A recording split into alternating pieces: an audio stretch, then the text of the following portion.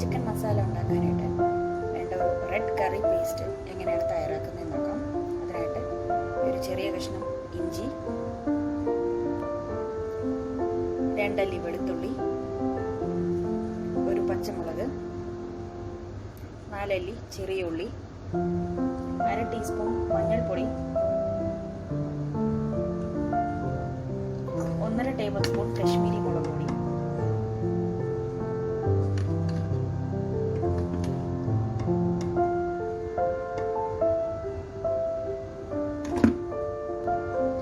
Teaspoon മല്ലിപ്പൊടി, 1/4 teaspoon കുരുമുളക് പൊടി, 2 ചെറിയ കഷ്ണം പട്ട, 4 ഏലക്ക, 4 ഗ്രാമ്പു, കുറച്ച് പെരിഞ്ജീരകം. കുറച്ച് വെള്ളം ഒഴിച്ച് നന്നായി അരച്ചെടുക്കാം. സ്മൂത്ത് പേസ്റ്റ് ആയിട്ട് റെഡ് കറി പേസ്റ്റ് റെഡി ആയിട്ടുണ്ട്. പാൻ ചൂടാകുമ്പോൾ കുറച്ച് എണ്ണ ഒഴിച്ചു കൊടുക്കാം.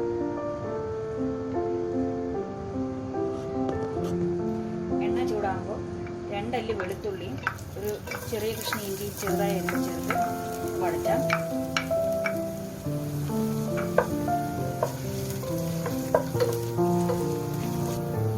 ഇഞ്ചി വെളുത്തുള്ളി നന്നായി മുരിഞ്ഞു വന്നിട്ടുണ്ട്. ഇതിലേക്ക് നമുക്ക് 4 ടേബിൾ സ്പൂൺ ടൊമാറ്റോ പേസ്റ്റ് ചേർത്ത് കൊടുക്കാം. ടൊമാറ്റോ പേസ്റ്റ് ഇല്ലെങ്കിൽ 2 മീഡിയം സൈസ് തക്കാളി അരച്ചും ചേർത്ത് കൊടുക്കാം.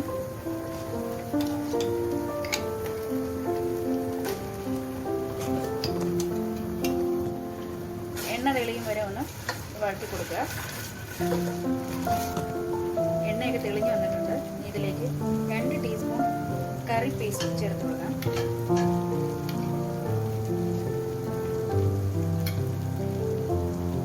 പച്ചമണം മാറുന്ന വരെ ഒന്ന് വഴറ്റിയെടുക്കാം.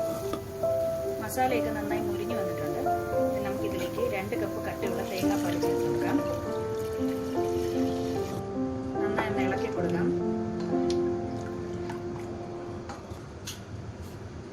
തേങ്ങാപ്പാൽ ചെറുതായിട്ടൊന്ന് തിളച്ച് വരുമ്പോൾ 1/2 കിലോ ചിക്കൻ ബ്രസ്റ്റ് ചെറിയ സ്ക്വയർ പീസസ് ആയിട്ട് അരിഞ്ഞ് ചേർത്ത് കൊടുക്കാം.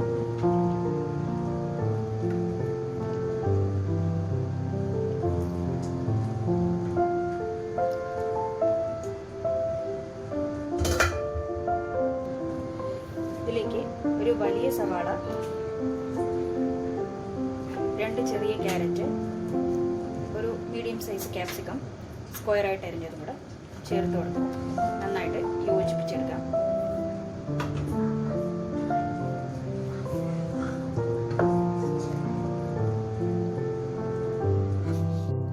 ഇതിലേക്ക് 1 ടീസ്പൂൺ മഞ്ഞൾപ്പൊടി,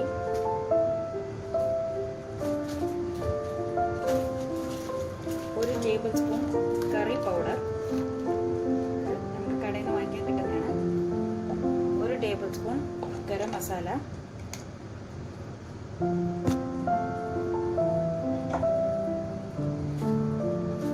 1/4 ടീസ്പൂൺ കുരുമുളക് പൊടി, ആവശ്യത്തിന് ഉപ്പും ചേർത്ത് കൊടുക്കുക.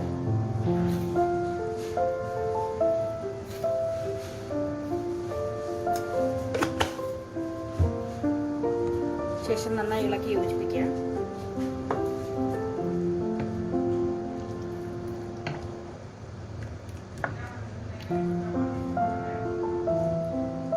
അടച്ചു വെച്ച് ചെറിയ തീയിൽ വെച്ച് വേവിച്ചെടുക്കാം.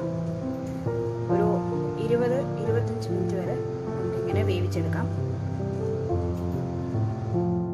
ഇടയ്ക്കൊന്ന് ഇളക്കി കൊടുക്കാൻ പാടില്ലേ.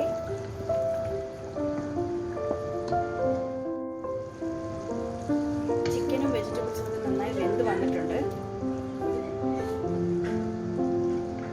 തീ കുറച്ച് വെച്ചിട്ട് ഇതിലേക്ക് 1/3 കപ്പ് കാഷ്യൂസ് കുതിർത്ത് അരച്ചത് ചേർത്ത് കൊടുക്കാം.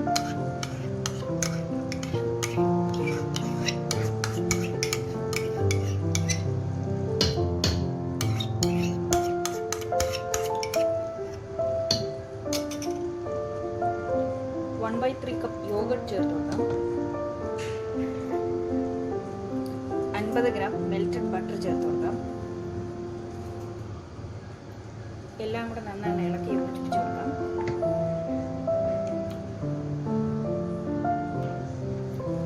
ഇത്തിരി ലോ ഫ്ലെയിമിൽ വെച്ച് അടച്ച് വെച്ച് ഒരു 2 മിനിറ്റ് വേവിക്കാം.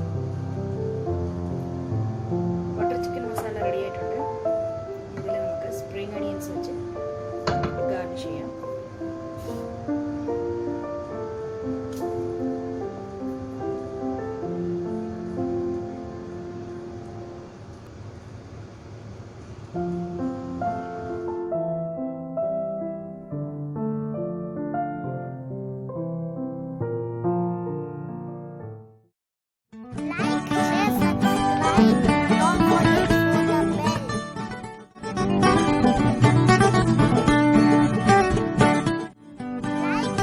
Subscribe, don't forget for the bell.